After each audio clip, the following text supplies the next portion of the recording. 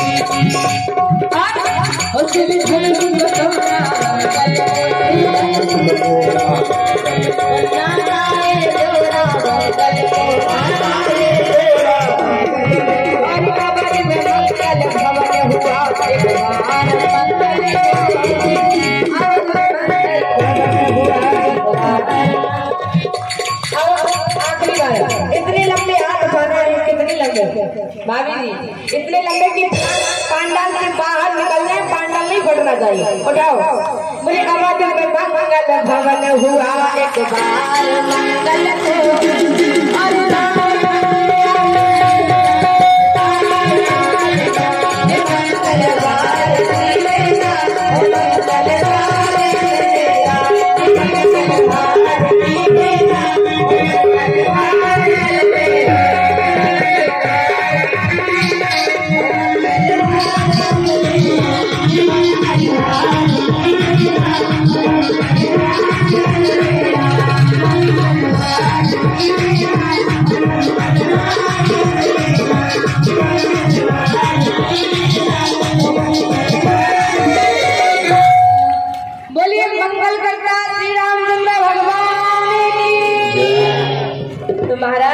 इसलिए कहते हैं कि मंगल भवन अमंगल हारी और त्रिवाह दशरथ हाजिर बिहारी।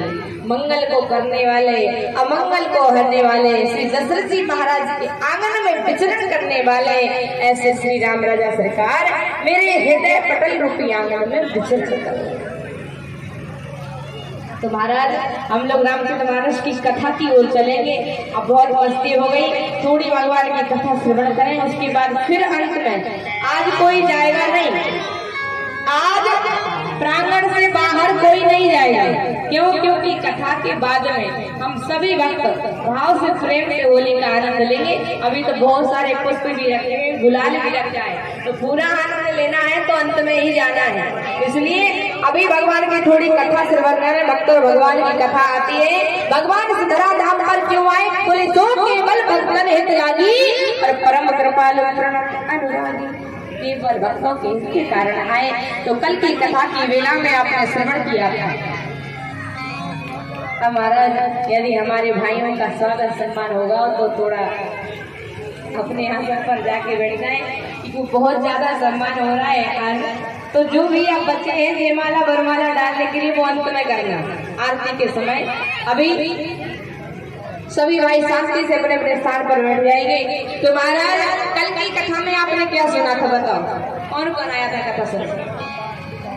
क्या सुना था? बोले अभी कथा तो सुनना ही नहीं है, अभी तो बरमाला कार्यक्रम देखना है।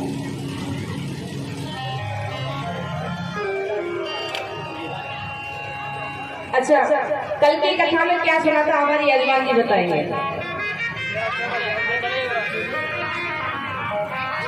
राम जी सीता जी वनवास चले गए थे।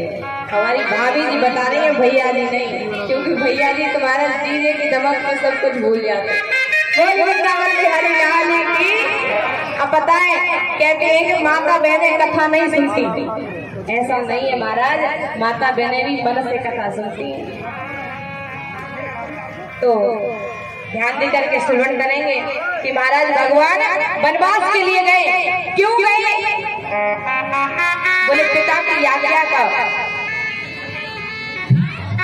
अनुसरण करने के लिए। पिता वचन तज राज उदासी दंडक वन विचरत रहे। पिताजी के वचन का पालन करने के लिए, पिताजी के वचन को बनाने के लिए आज महाराज मेरे प्रभु श्री राघव सरकार जगत का पालन करने वाले वन वन में विचरण करते फिर। और महाराज यदि आजकल के भाइयों से माता पिता डरता है तो कहते पिताजी ये काम हमसे नहीं बनेगा, आप ही कर लो, है ना। ऐसी संतान नहीं होना चाहिए।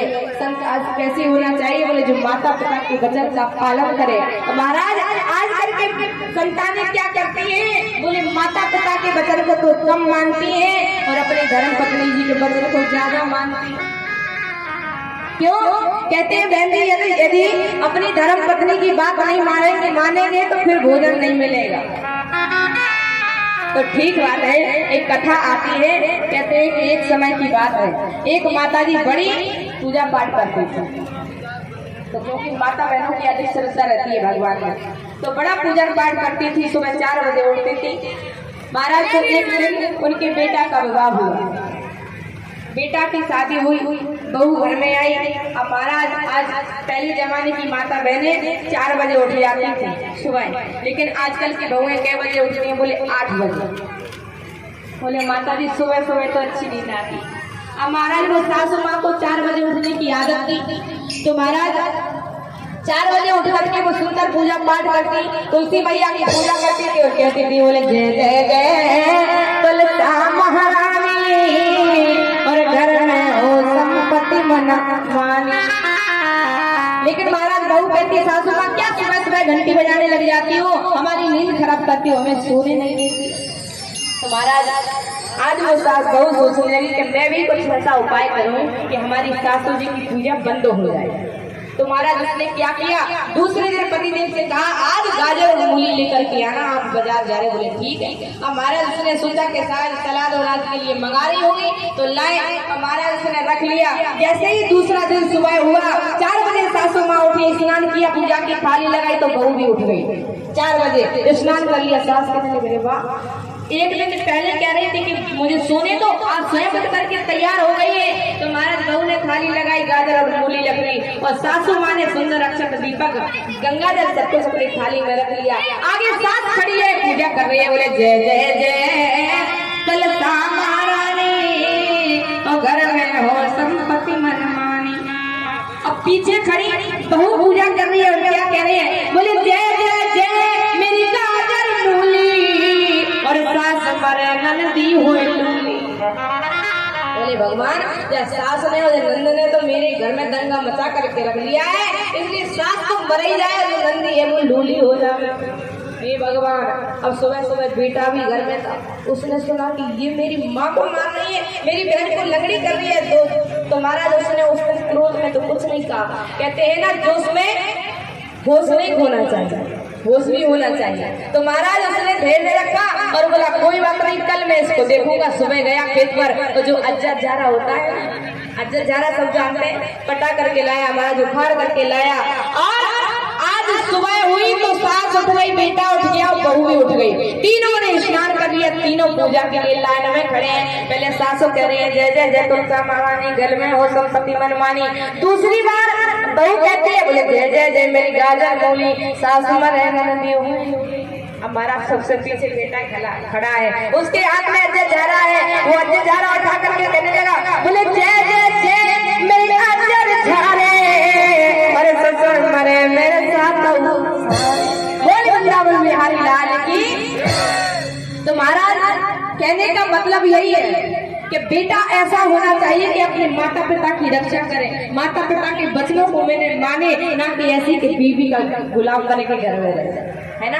कई बेटा पुत्र आज ऐसे हैं, बुरा मत मानना, जो महाराज माता पिता को त्याग देते हैं। क्यों?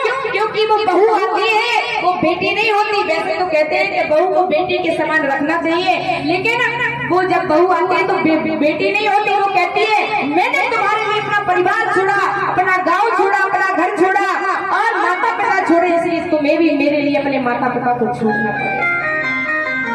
तो महाराज वो बेटा अपने माता पिता को नहीं छोड़ता है, बहू उसके माता पिता को छोड़वा देती है।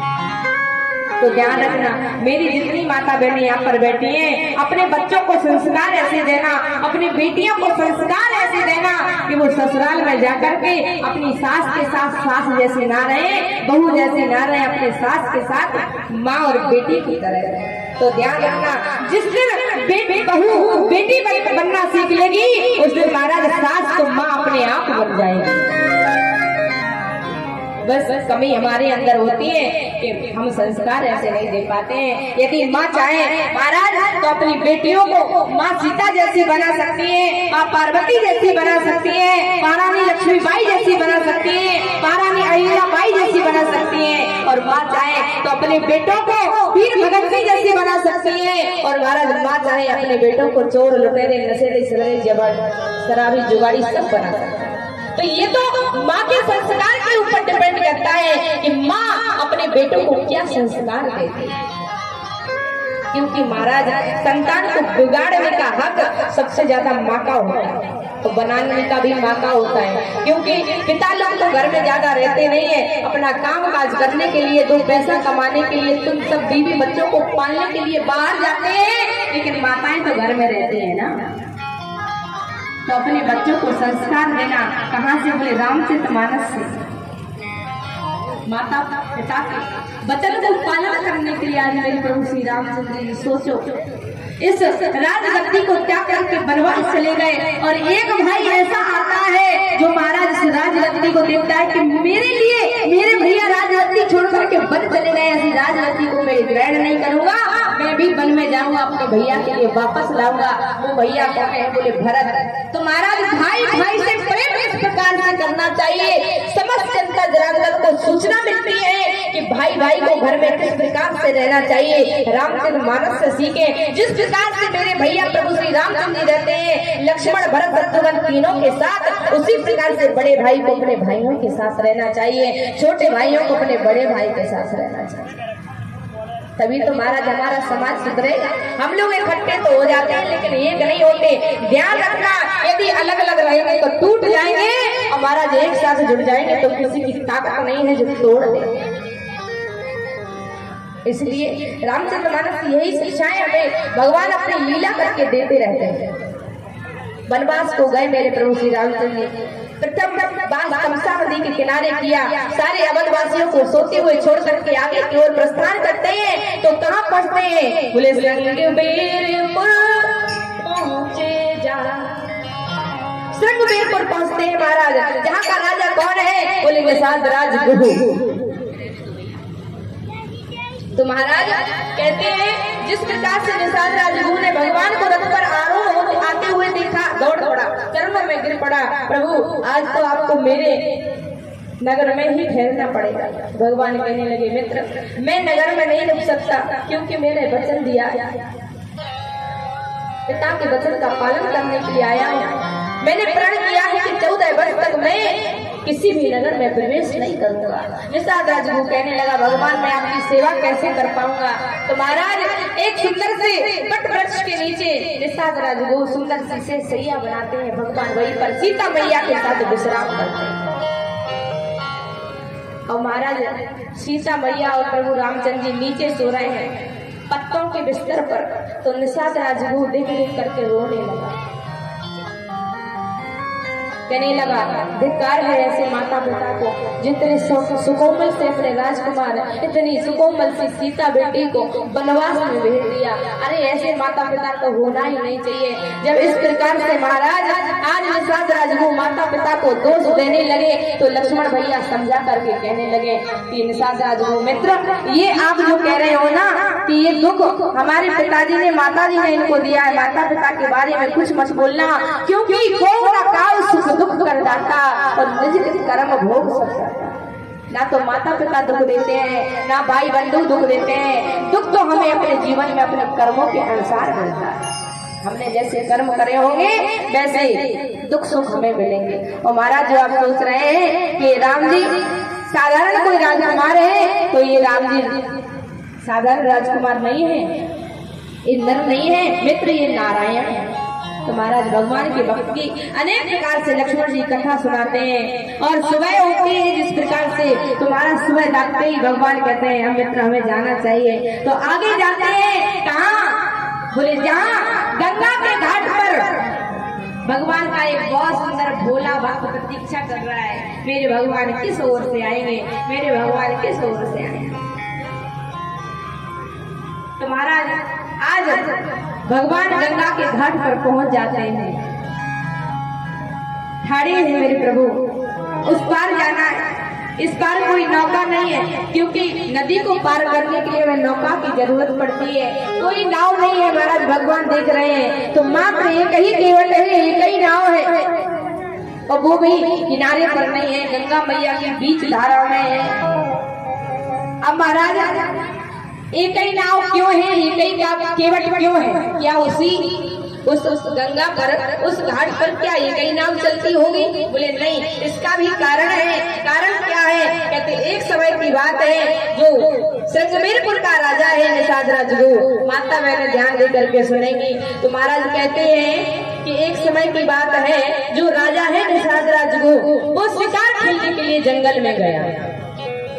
शिकार खेलते खेलते जंगल में भटक गया, उसको प्यास लगी, पानी की खोज में महाराज और जंगल में अंदर चले गए। अंदर जाते गए तो महाराज पानी नहीं मिला, और पानी ना मिलने के कारण, प्यास के कारण राजा निषाद राजगुरु मूर्छित हो जाते हैं, धराधाम पर गिर पड़ते हैं। कहते उसी रास्ते से वो केवट आ रहा था, उसने देखा अरे ये तो हमारा राजा है, मूर्छित हुआ पड़ा है। महाराज निषाद राजगुरु को उठाया और अपने ऊपर लेकर के महाराज आज गंगा के घाट पर केवट लाता है, जलपान कराता है। जिस प्रकार से जलपान कराया तो महाराज निषाद राजगुरु की मूर्छा जागृत हुई। तो जागृत होते ही कहने लगे केवट तूने मेरे प्राणों की रक्षा की है, आज मैं तुझसे बड़ा प्रसन्न हूँ, मांग जो तुझे चाहिए। केवट कहने लगा प्रभु मैं क्या मांगू? अरे जिस प्रकार से राजा का धर्म होता है प्रजा की रक्षा करना, उसी प्रकार से प्रजा का भी धर्म बनता है कि राजा की रक्षा करे। अरे मैंने तो अपने धर्म का पालन किया है, मुझे कुछ नहीं चाहिए। निषाद राजगुरु कहने लगे तुम्हें लेना ही पड़ेगा। केवट कहने लगा जब जरूरत पड़ेगी तब मांग लेंगे, अभी जरूरत नहीं है। अब महाराज जिस दिन मेरे राम जी संगमेरपुर में आए ना, तो कहते हैं जो रात में वार्तालाप लक्ष्मण भैया निषाद राजगुरु से कर रहे थे, समझा रहे थे कि नर नहीं नारायण है।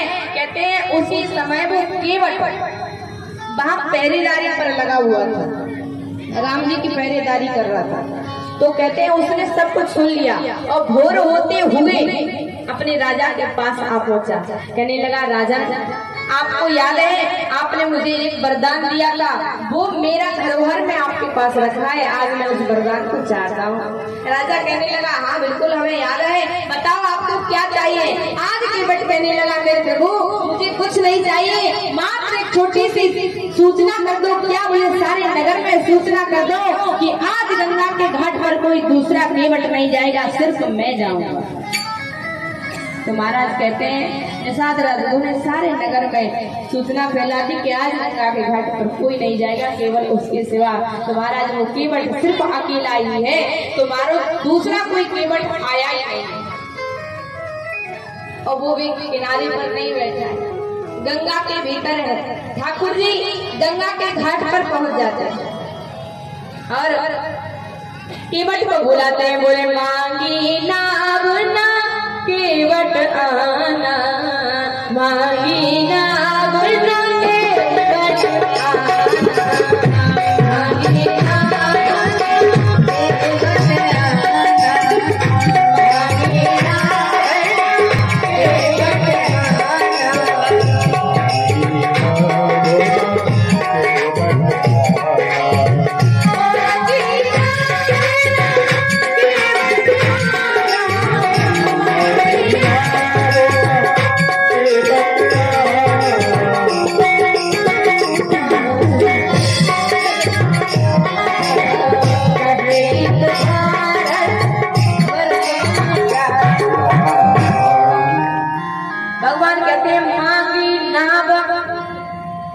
उधर से केवट कहता है ना केवट आना। भगवान नाव मांगते हैं, केवट मना कर देता है, प्रभु अभी मैं नहीं आ सकता। मना क्यों कर देता है? अरे माला दिखा देता है, भगवान मैं माला कर रहा हूँ, मैं भजन कर रहा हूँ, और जब तक मेरी माला का सुमेरु नहीं आ जाएगा तब तक मैं नहीं आ सकता। माला को बीच में नहीं छोड़ सकता। क्यों? क्या कारण है कि नहीं छोड़ सकते? अले बोले इसी माला के कारण मेरे भगवान अवश्य चल करके मेरे पास यहाँ गंगा के घाट पर आ गए। बोलो इस माला को इतने जल्दी भूल जाओ, इस माला को इतने जल्दी भूलने वाला नहीं हो। तो महाराज माला दिखा देता है कि अभी नहीं आ सकता। भगवान कहते हैं केवट भैया ओ नैया के खिवैया, बिठा के हमें नैया लगा दो उस पार तुम, हम तीनों पे कर दो पार। केवट भैया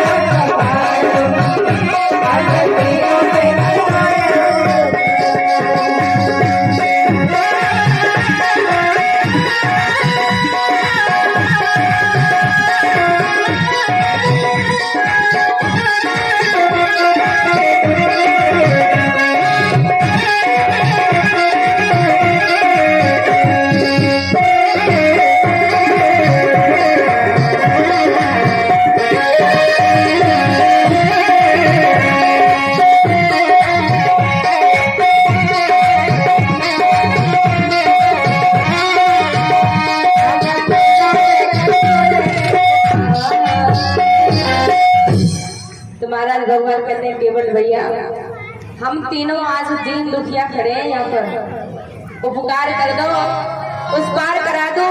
केवट भी कहने लगा क्या? बोले मांगी ना तो ना केवट आना। और कहता क्या? बोले कहे तुम्हारा मर्म में जाना। भगवान मैं तुम्हारे मर्म को जानता हूँ इसलिए मैं नहीं आ सकता। भगवान तो चुपचाप खड़े। लक्ष्मण जी कहने लगे भैया यदि तुम कहो तो मैं बुलाऊं इसको। अरे सीधे वो नहीं आता है तो अभी बुलाता हूँ। धनुष बाण निकाला और कहने लगे यदि तुम नहीं आओगे तो मैं तुम्हें मार दूंगा।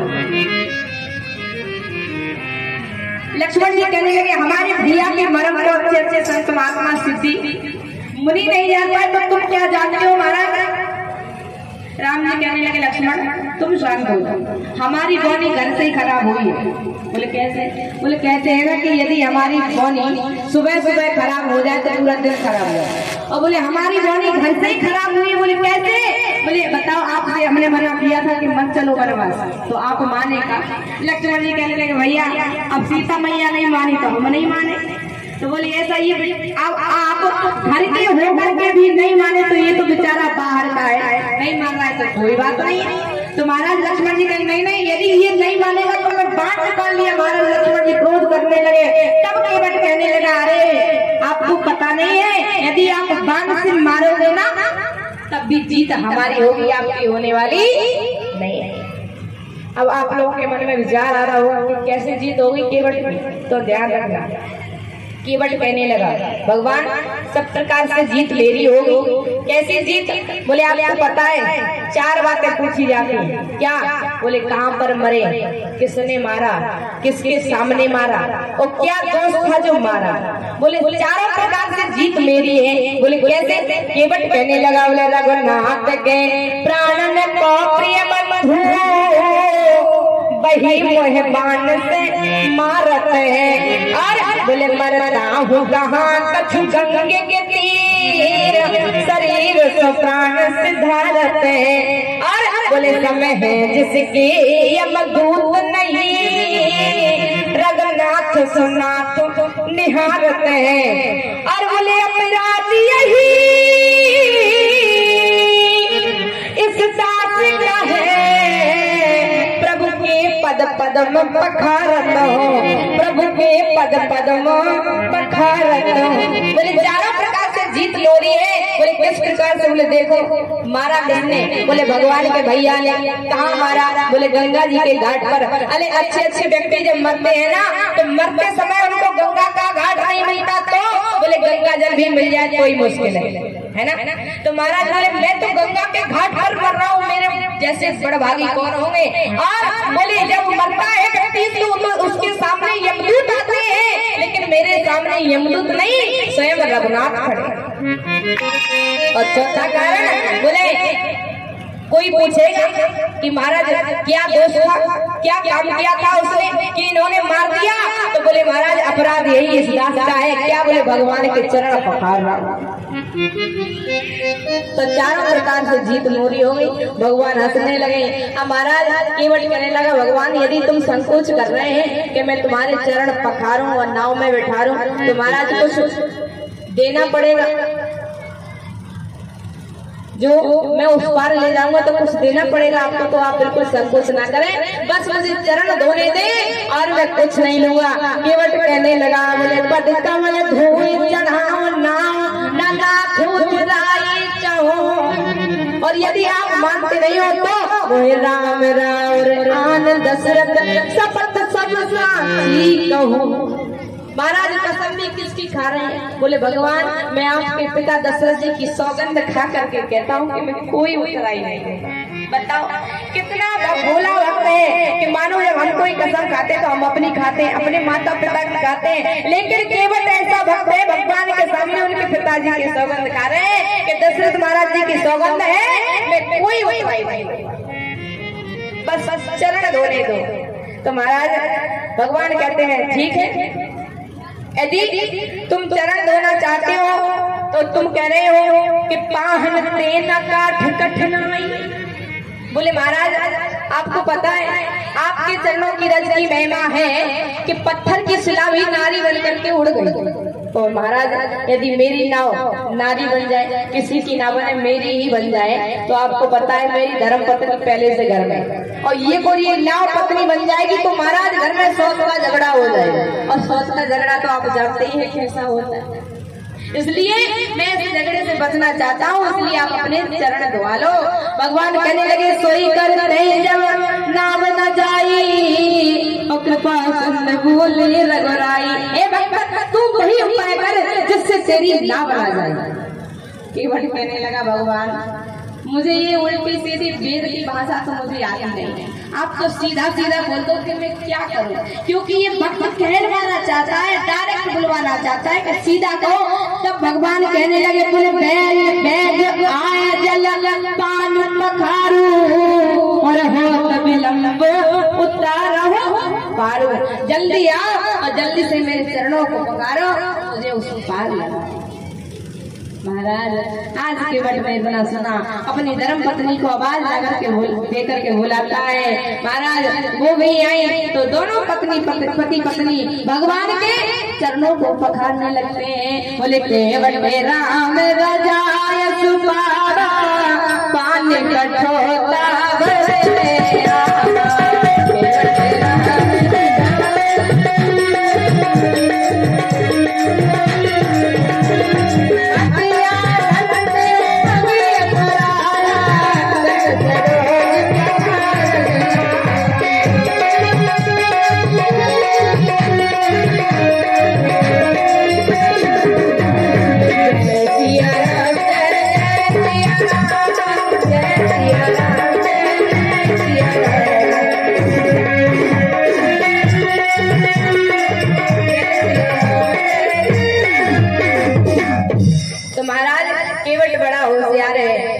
क्या किया? बोले केवट राम रजायस पावा ओ पानी कठोता भर ले।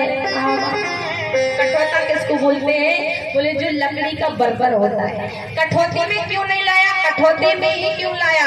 क्योंकि वो आजमाना चाहता है कि भगवान के चरणों की रज कैसी है, चरणों की रज की महिमा कैसी है। बोले यदि कठौती में ले जाऊंगा भगवान के चरणों की रज इस कठौती से लग गई तो मानो बेटी हो जाएगी, एक कठौती बेटी बन जाएगी। तो बेटी का क्या होगा? बोले बेटी का विवाह करना पड़ेगा, मुझे ज्यादा धन कमाना पड़ेगा। हमारा आज की दुनिया में तो दहेज प्रथा चल ही रही है, इसलिए बेटी के जन्म से सब डरते हैं। तो वो केवट भी सोच रहा है कि यदि मैं कठौती में ले जाऊंगा तो भगवान के रज का यदि प्रभाव पड़ेगा भी तो बेटी नहीं बेटा बनेगा, और बेटा बनेगा तो मेरे साथ नाव चलाएगा और पैसे भी कमाएगा। इसलिए केवट होशियार है, पहले से कठौती में जल भर के ले जाता है। भगवान के प्रेम सहित चरणों को पखारने लगता है। अति आनंद उमंग अनुराग के साथ भक्ति के साथ भगवान के चरणों को धोता है और महाराज चरणों तक अपने पितरों को देता है, पितरों को पार करवाता है, परिवार को पार कराता है। और जो नगरवासी खड़े थे उनको भी थोड़ा थोड़ा चरणों तक दे दिया। बोले नगरवासियों को क्यों दिया? बोले इसलिए यदि महाराज आदि अकेला ही पी लेता तो नगर वाले कल कहते क्यों तुम कितने मतलबी हो, भगवान आए हो तुमने हमें चरणोदक भी नहीं दिया। तो कहते हैं भगवान के भक्त कभी मतलब से बात नहीं करते। भगवान के भक्त तुम्हारा समरसता का भाव रखते हैं, समरसता का भेदभाव नहीं करते। इसलिए केवट ने क्या किया? बोले पद पखार जल पान कर आप सहित परिवार पितर पार कर प्रभु पुनी मुदित गए। महाराज भगवान के चरण धोए और चरणोदक लिया। उसके बाद महाराज चरण धो रहा है तो भी बड़ा विलंब कर रहा है, कह रहा है आज मुझे चरण मिल गए, लेकिन भगवान ने अपना हाथ मेरे सर पर अभी तक नहीं रखा। तो केवट में क्या करना चाहिए? भगवान अभी तो मेरे वश में है, कहते हैं ना कि भगत के वश में है भगवान। तो आज राम जी भी भगवान भी केवट भगत के वश में है, जो वो कराएगा वो करना पड़ेगा। तो महाराज भगवान के चरण धो रहा है और एक चरण धो लेता है, दूसरा भगवान नीचे रख देते हैं, दूसरा धोने लगता है, उसमें रज लग जाता है। तो महाराज भगवान एक पैर के भर कब तक खड़े रहे? तो केवट कहने लगा प्रभु यदि आपके चरण दर्द कर रहे हो तो आप ऐसा करो कुछ सहारा ले लो। तो बोले सहारा लेने के लिए कोई डंडा लाठी तो आप खाने? बोले काय का सहारा लो? अरे बोले भगवान कहाँ सहारा खोज रहे हो, ऐसा करो आप मेरे सर पर हाथ रख दो तो आपके पैर दर्द गए, मेरे सर का सहारा ले लो। तो महाराज भगवान ने अपना हाथ उस भक्त के सर पर रख दिया। आज केवट कहने लगा मैं धन्य हो गया, मेरा जीवन धन्य हो गया। तो महाराज इस प्रकार से भगवान का आशीर्वाद भी ले लिया। तो हम इसी हाथ के पीछे पड़े रहते हैं, कहते हैं कि देना हो तो दीजिए जन्म जन्म का साथ, मेरे सर पर रख लो बाबा अपने दोनों हाथ, देना हो तो दीजिए हो जन्म जन्म का साथ। यही साथ मांगते हैं कि शायद भगवान के हाथ मेरे सर पर लग जाए तो मेरा जीवन धन्य हो जाए। आज महाराज ऐसे भगवान को